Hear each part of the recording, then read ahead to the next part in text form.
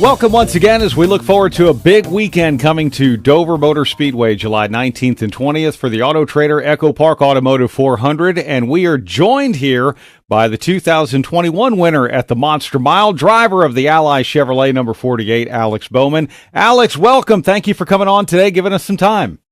Yeah, thank you for having me. I appreciate it. All right, well, let's where we are today. I don't know when people are going to ultimately get to a chance to watch this, but where we are today, you had one of the fastest cars in Texas this past weekend, and unfortunately, that ended up falling a little short through no fault of your own. But tell us about how your weekend went and about really having what was truly one of the fastest cars of the day. Yeah, for sure. Honestly, Texas has been pretty rough on us over the years, and I didn't know it was possible to pass cars really until this year there. So yeah, Blake and George and all the guys on the 48 team gave me a really fast car, and practice was good. Wish we would have qualified a little bit better. And the race, once the racetrack widened out, we were super fast. So had a couple issues that put us behind and put us in the back, and then they all crashed and we were part of it. So bummer on that, but super fast race car. Like, we could really run any lane, move around, pass guys wherever they weren't. Made it a lot of fun. Honestly, that place, I can't really say that it's ever been that much fun. And this week it was a lot of fun. So hate that we destroyed a perfectly good race car.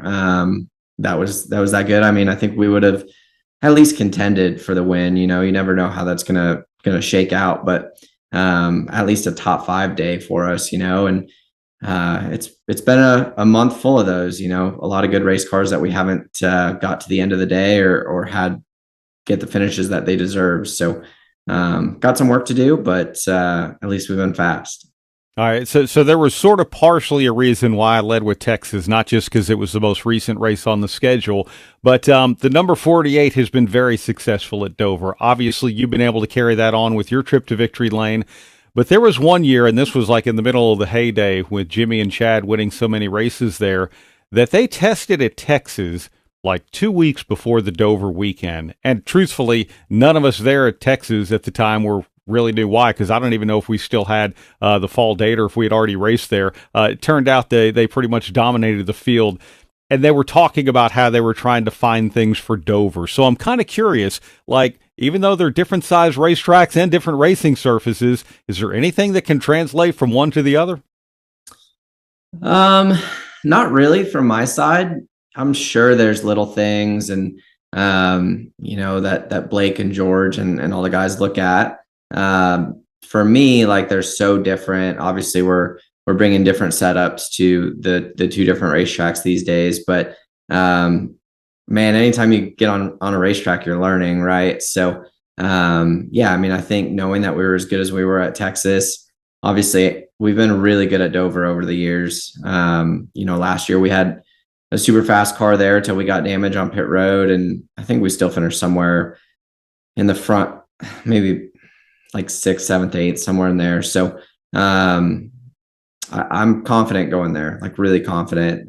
We've got a lot of top 5s there, obviously won there in the past, and excited to go and have another shot at bringing home a really cool trophy. Yeah, that's pretty cool. We have some fan questions. I'll start with this one, and Autism Race Fan wants to know, what's your favorite summer activity? Because we get to go to the Monster, not in the spring, but in the summer this year. Yeah, summer race at the Monster is going to be tough. That's probably the most physically demanding place we go. So it's going to be a hot day for us there. But favorite summertime activity. I'm out on the lake quite a bit. I have a boat that I go hang out with my friends on the lake with pretty often. So that's already fired up. It's already nice enough here this time of the year. It's actually probably nicer now than it'll be in the summer.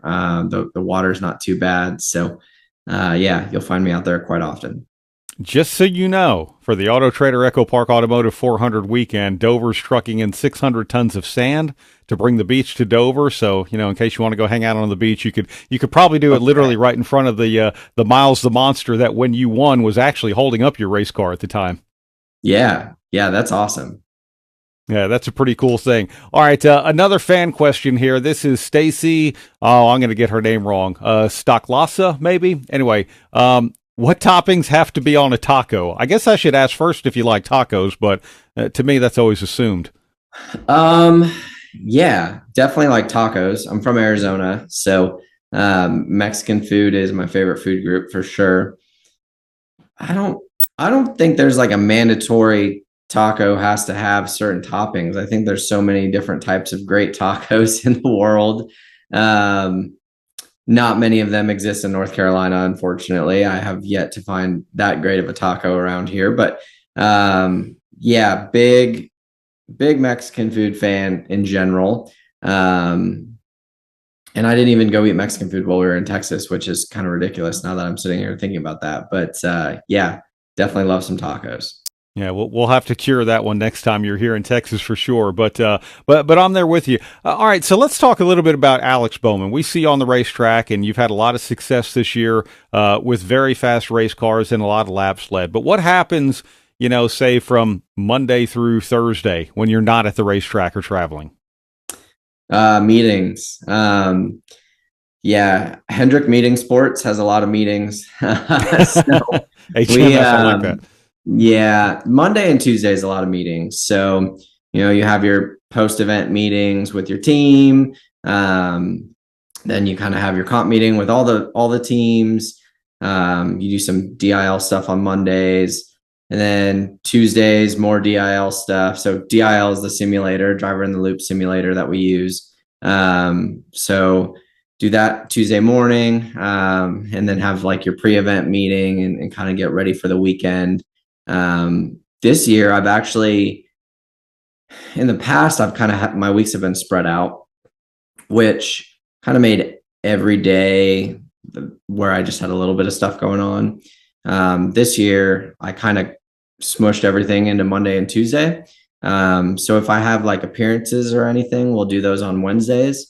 And then Thursday is typically like my day off if I don't have anything extra going on throughout the week. So Thursday, I'm either, at my shop or on the lake or kind of doing whatever I want, which is nice.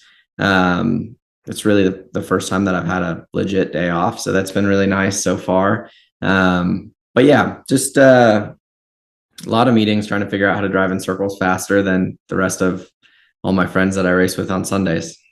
I like that. All right, so if we walk into your shop right now, and look, we know whether it is sprint cars to making 1,000+ horsepower Corvettes or whatever. I mean, you're just simply a car guy and a race car guy. If we walk in there right now, what projects are happening?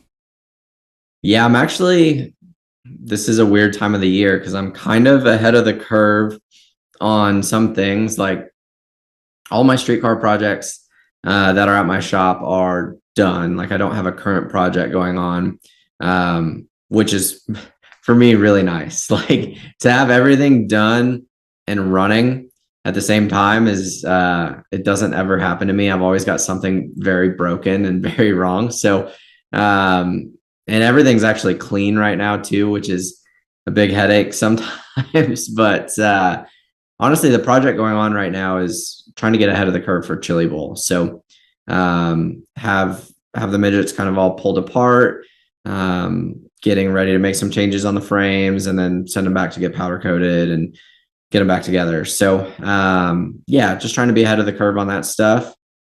And then Kevin Hamlin that spots for me, he kind of runs the show at the shop a little bit, taking care of everything. And he's got some coffee fan day thing coming up that he's getting ready for. So he's got stuff all over the place with a bunch of merch that he's got all set up. And so he's getting ready for that. But that's really it. It's kind of been a quiet time at the shop, which has been nice because it got to a point where it was like a job being over there when we were on the sprint car full time and kind of everything going on. So it's nice to have it be a little more laid back than it used to be, and not have to be there every day and kind of just go over when I want to tinker. Yeah, I'm sure the hobby side of it is much more fun to embrace. All right, another fan question. This is from James Clements. Says, this will be my first time going to Dover. What's the best part about Dover? What do you like about whether it be Delaware, Dover itself, something around it? What do you think? Yeah, I don't really ever leave the racetrack very often. And that's really anywhere we go. Like I'm not super adventurous on race weekends. I'm always really focused and um, trying to look at data or whatever I can to be faster. But my favorite part is the racetrack itself, which to me, like I'm just a selfish race car driver. So anywhere that I'm gonna go confidently run well, like I love those places. So that's a place that I feel like I make a difference and I bring something to the table and I can help us and be really good there. So I enjoy the racetrack, but I don't know. I've heard some stories about the guys at the casino causing trouble over there. So, there's some good stories there for sure.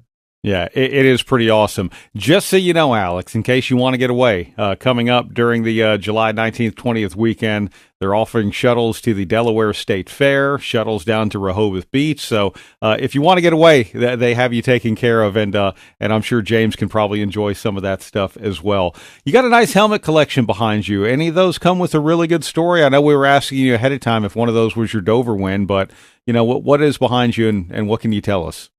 Yeah, I have anything that they'll let me keep, which is not nearly enough. But yeah, so I would say I'm trying to do this backwards, but that is probably one of these two right here would be Dover wins, which I'm too. Yeah, now you can see him. I don't know which one, which sounds bad, but yeah, I can't remember which one of those was the first year Ally helmet, but it's one of those two. First Xfinity win is up there.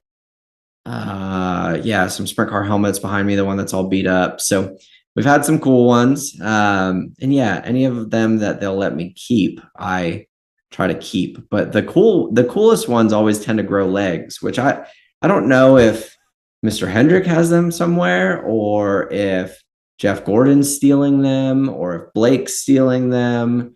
Um, Hard to say, but the best ones all seem to end up somewhere else. Yeah, how does that work?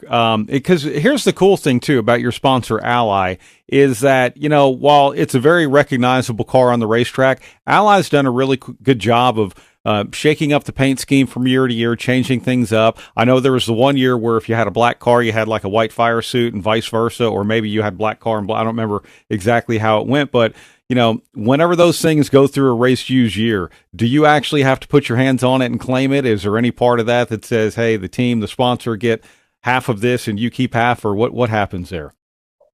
Yeah, I mean, I'm sure like anything in our sport, there's a piece of paper signed somewhere that says exactly who gets what and how many percentage of the total amount of helmets that are painted get to go to where. So I don't know what the numbers actually are. I just I take what I can get and I'm happy with it. But yeah, I think it's probably different for everybody, right? Like everybody kind of has different helmet styles, different helmet brands that they wear, different helmet painters. So that's really like for the most part the only like personal part of a race car that a driver gets anymore, or part of what we do, like is the helmet. So allies let me do a lot of cool ones. We've done a lot of cool ones with different ally initiatives going on, whether it's best friends helmets or whatever's going on. So yeah, it's kind of something that's special for the drivers, I think, and cool to get to hold on to. Yeah, that is pretty neat. All right, we're going to assume that whether it's this week in Kansas, 2 weeks in the Coca-Cola 600, or Nashville after that, you're already going to be playoffs bound by the time we get to Dover with one of those trips to victory lane. But now that this race is much later in the summer and much closer to the postseason, especially for some of those teams who might be nervous at that point, do you think that might change the personality of the race at all? And if so, how?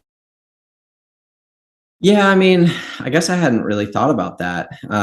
It definitely could. You could see guys making a little bit more of a desperate move. I feel like, Dover tends to have long green flag runs and kind of get a little bit strung out. It is difficult to pass there and easy to really wear your tires out trying to make passes. So, um, there's definitely room for that race to have guys get really aggressive and then end up causing a bunch of yellows, and restarts there can be super hectic. So I don't know. We'll have to wait and see. I'm looking forward to it. Hopefully we have one by then. Feels like we've had a couple get away now, and that certainly is not fun. I mean, we've fallen from top 5 in points to 10th, and not in nearly good enough of a spot, and really by very little fault of our own. So super frustrated in that. But yeah, I mean, Dover is so fun, and yeah, you either love it or you hate it. And fortunately, I'm on the side of loving it. So yeah, we'll wait and see what happens. How much do you feel the sensation of speed there? Yeah, it feels faster than anywhere else we go, in my opinion, by a lot. Like the mid corner speeds are crazy. I mean, there was one year we took a really high downforce package there with a good amount of horsepower, and we were like almost wide open, like super fast through the center of the corner. And that's, I'm not going to name names, but some race car drivers that you wouldn't think would complain about going too fast were definitely very loudly complaining about going too fast. So, yeah, I mean, it's a super fast racetrack for the size that it is. And, huge consequences to mistakes. It's right on edge. It's just difficult. Like people talk about Texas being difficult. Texas is just like hard to, like, frustrating at times to race, and you're right on edge, right? Like it's easy to lose a race car, but Dover is like, to make speed at Dover consistently and stand up to 400 laps around that place, like it is such a challenge. And for me, that's what makes it a lot of fun. Yeah. Oh, that's why they call it the Monster Mile. It has earned the nickname for sure. Alex, thank you so much for taking time today. We really appreciate it, and looking forward to seeing you there on July 20th for the Autotrader EchoPark Automotive 400. And hopefully you can put that Ally Chevrolet back in victory lane again at the Monster. Yeah, sounds good. Thank you guys for having me. There he is, Alex Bowman. You can watch him race at Dover Motor Speedway, a big triple-header weekend with the ARCA Menard Series, General Tire 150, as well as the NASCAR Xfinity Series, Bet Rivers 200, and of course, on July 20th, Sunday, the Auto Trader EchoPark Automotive 400. Appreciate Alex's time, and we really appreciate you for joining us here with Dover Motor Speedway. We'll see you at the track.